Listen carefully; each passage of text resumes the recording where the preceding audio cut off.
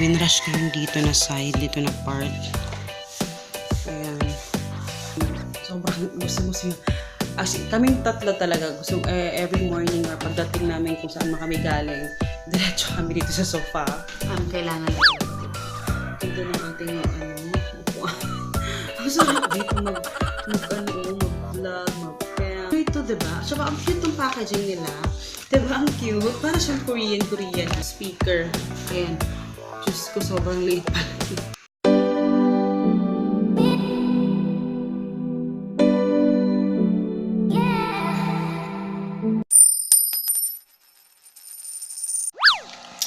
Hello guys, good morning. So today is August 20, 2019 and today is Sahod Day and today is grocery day. So medyo maingay yung aming air pump sa mga isda. Kaya pasensya nyo na, and nag-aaral kami ngayon actually. So dito tayo sa sofa and ayan, nag-aaral si Hagrid. Ayan. Ginawa namin table. Sorry, may mga kasi kakatapos ko lang kasi maglaba. And may mga puti pa akong lalabhan. So today kasi is, meron sila exam ni Hagrid. So 1 p.m. until 4:30. So habang siya nag-exam mamaya, mag-grocery ako sa palengke. Kasi yun yung pinakamahirap yun sa palengke talaga, yung mga gulay, mga onion, ganyan. So, ayan. Hello guys, good morning. Kakatapos ko lang may labahin sa likod. And kakatapos ko lang maglinis sa labas. Ayan, pakita ko sa inyo. Hindi siya nagpa-focus. Ayan. So, winrush ko yung dito na side, dito na part. Ayan. Ayun, binrush ko yung sa labas, and then yung koi pala, yung lagayan ng koi, yung black nut, nandun sa labas na namin nilagay. Kasi medyo masikip na dito. Binrush ko maga kasi umalis si Papa. Papunta siya sa, Valencia City. Kasi may meeting siya doon. Yun, mag-haul tayo mamaya. May mga napamili ako. And kahapon kasi restock lang kasi talaga ako. Kaya wala akong vlog or anything. Kaya hindi ko natapos yung vlog ko. Pero magtutupi ako ngayon. And kagabi, grabing kalat dito guys sa sofa. Kasi dyan ako nagpack ng mga Kaya before ako natulog kagabi, sabi ko kailangan malinis ito. Kasi si Papa pag kagising yan, sobrang gusto mo. Kaming tatlo talaga, every morning or pagdating namin kung saan man kami galing, diretso kami dito sa sofa. Kaya sobrang comfy talaga niya. Kaya dito na kami nakatambay lagi. So, ayun. Medyo makalat pa yung dito na part kasi nagpack kami kagabi at ito yung mga tutupiin ko. So, yun pa lang yung napack namin. Pero, mamaya mag-haul tayo, ha. Ko lang to, tutupiin ko lang to para at least pagising ni Hagrid mamaya, okay na. Marami pa akong kasi i-update na, marami pa akong i-update the stocks. So, linis ito na part. Yung doon na lang. Tapos pala yung aking in-order sa Shopee na pang sa TV, wala pa din hanggang ngayon. Dalawa kasi yung in-order ko, wala pa until now. So, hintayin natin para na yun. So, linis-linis lang muna ako dito, guys. So, ayan guys, tapos na ako magtupi. So, ipapasok ko na to sa loob. Ayan, natupagtupi na ako kasi kahapon tupi rin ako. Habang ako natutupi, naglalaba ako. Kahapon namin labahay namin. And after nito, medyo maliwanag na naman. So, i-haul natin yun ngayon, ha? Ayan, guys. Medyo gloomy kasi yung panahon. Parang uulan. Kasi nga, di ba, may low pressure area na papasok ka ba? Pumasok na, hindi ko sure. So, kung mapapansin niyo ha, baka mareklamo naman ka sa kilay ko kasi liwanag ko kayo, wala tayong kilay dito ha. Pero nagkilay ako. Nagkilay ang lola niyo. Actually, naggrocery ako. Lang to, wala pa tong mga gulay kasi ipinapahuli ko na yung mga gulay. So, inuna ko lang yung mga kailangan lang talaga, diba? Ganda ng ating, upuan.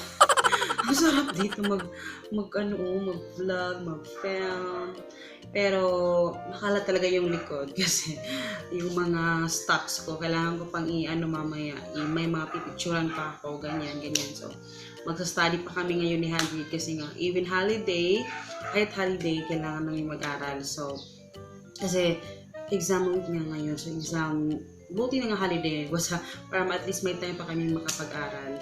And, ayun. Usapan natin next time about sa pag-aaral kasi ang dami kong mga gustong i-share sa inyo na baka sakaling meron kayong mga advices sa akin, no? Pero today is mag-haul muna tayo, okay? Tapos pala, pakita ko din sa inyo mamaya, darating yung in-order ko sa Shopee. Hindi ko lang sure kung ano yung darating na order kasi dalawa yung in-order ko lahat. So, I'm not sure kung baka yung isa, baka yung sa yung para sa bracket sa TV, hindi ko sure pero ayun. Pero yun, simulan na natin.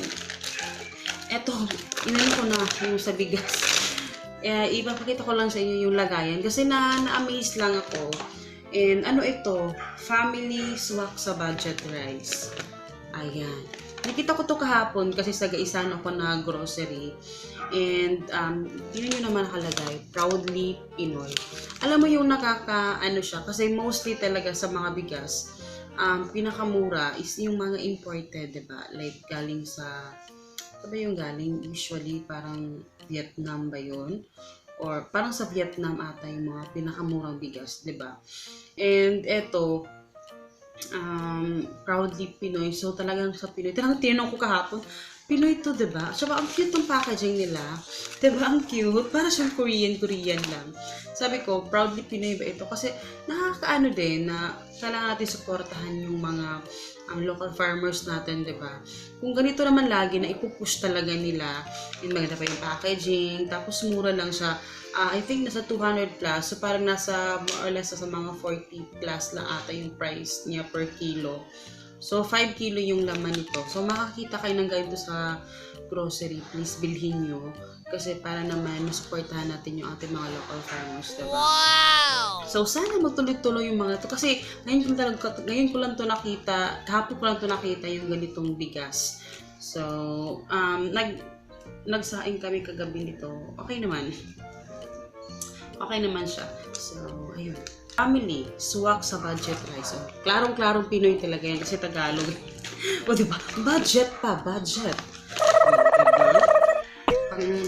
Pang our family budget talaga siya.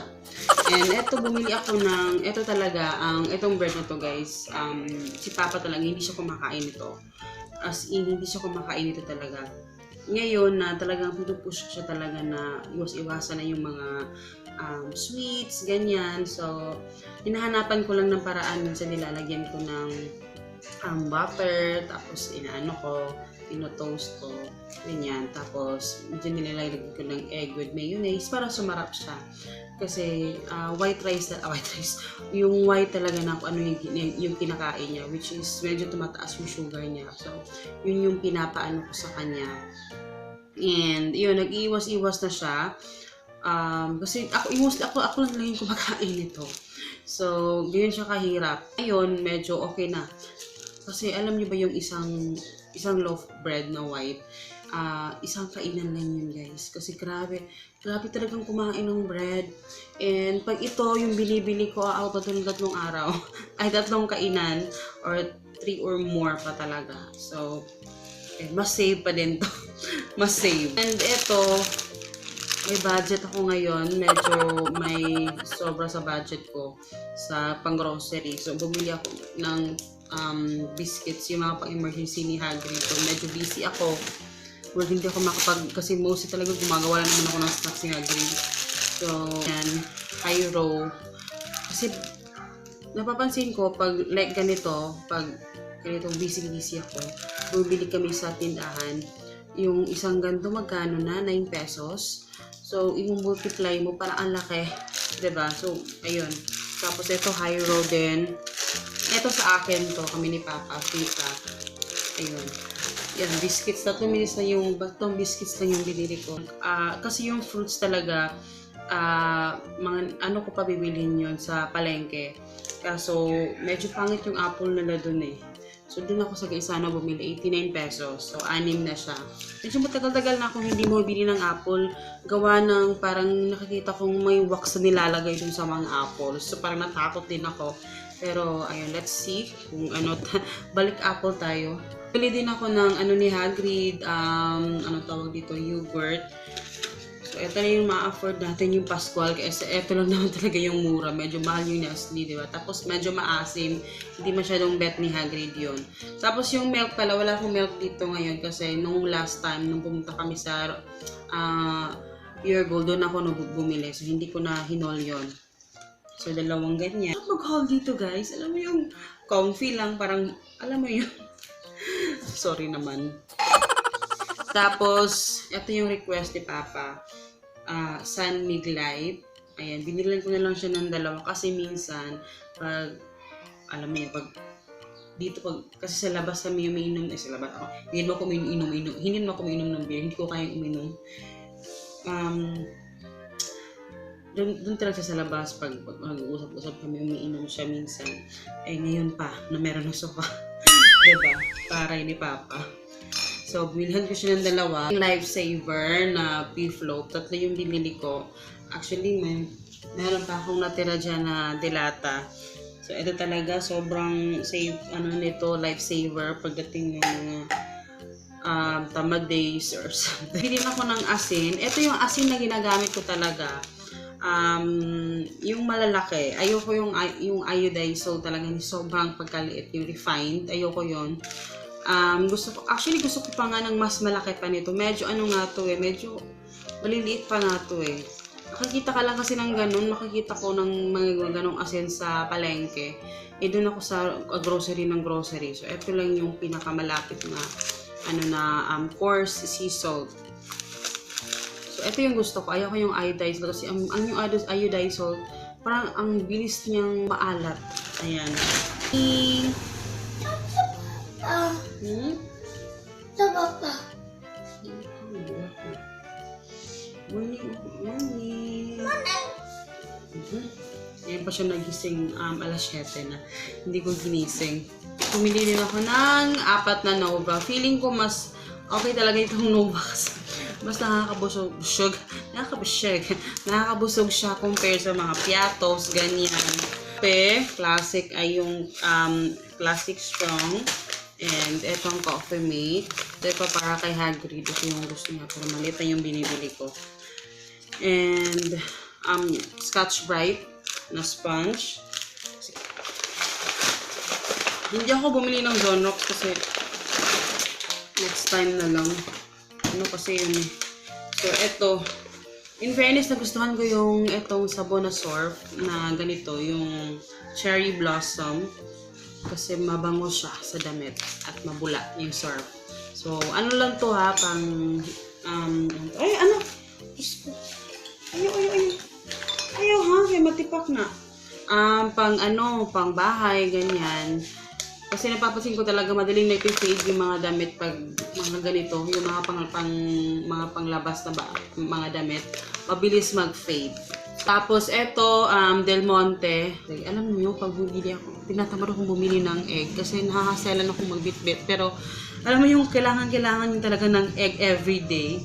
Ng protein. Kaya importante yun na may egg talaga. And, bumili ako ng carrots. Mura yung carrots niyo, in fairness. 30 pesos ata yung kilo. So, diba, not bad. And, ayun, potatoes ang arte mo, te. Patatas, 30 pesos din ang kilo. Bell pepper. Plano ko nga na, pakita ko sa inyo ha, next time, yung mga nabili kong bulaklak, mga plants. And plano ko magbalik na naman ako ulit sa pagtatanim ng mga ganito. Avocado cup. Ayan, manok para panggisa. Actually, may manok pa ako dyan eh. Pang ano lang. Ang tawag dito, beef bones. Para to sa pangsabaw or afritada. Kanina ko kung bibili ng ang tawag dito, liver spread. Bibili na lang ako bukas. Tapos ito, chicken din to. Bili ko to kahapon doon sa Gaisano para to pambaon-baon nila papa. Hello guys! So, ayan, update doon sa sinasabi ko sa inyo dumating. So, isa lang yung dumating, yung paid na kasi to. So, ito yung, ano, may speaker to. Pero bakit ang liit? Ang liit niya. Wait. Nag-arrange kasi ako ng mga stocks at kakatapos lang din namin mag-aral ni Hagrid. Tapos na siyang mag-study ang Hagrid ko, besh. Kasi, kailangan kong tapusin. Mag-edit pa ako mamaya. Ito. Hindi ko alam. Ang liit. Oh my God, ang liit. Uy, Diyos ko, Lord. Ang liit. Pura niya. Yung speaker, Bluetooth speaker. Ayan. Diyos ko, sobrang liit pala. Tinry ko lang naman para ano lang, badagdagan lang yung binili ko. Kasi, may piniliit pala niya. Oh, chata. Ang cute. Magkano ba ito? Nakalimutan ko yung price nito. Parang 169 ata to. Hindi ko sure. Nakikid, sana lang gumana siya, no? So, ayan, black yung pinili ko. Yun yung itsura niya. Ayan. So, ayun. Ito yung pang ano sa cellphone ko. Ano lang to? 15 pesos. Ito 12 pesos. Pero sabi doon, kasya daw yung, kasi yung aming TV is 32 inches. So, kasya daw to 30 to 45, 42 inches ba yun? Ay, gagamit ang And, TV. Yun. 99 lang to. Ang ratings kasi nito, maganda. Kaya upload ako ng video. Tapusin ko lang tong aking pag-arrange. Kasi gusto ko na rin magpahinga. Yan, so I hope you guys enjoy. And please don't forget to subscribe and follow nyo ako guys sa Facebook, Instagram, Our Family Budget. And see you in the next video guys. Bye!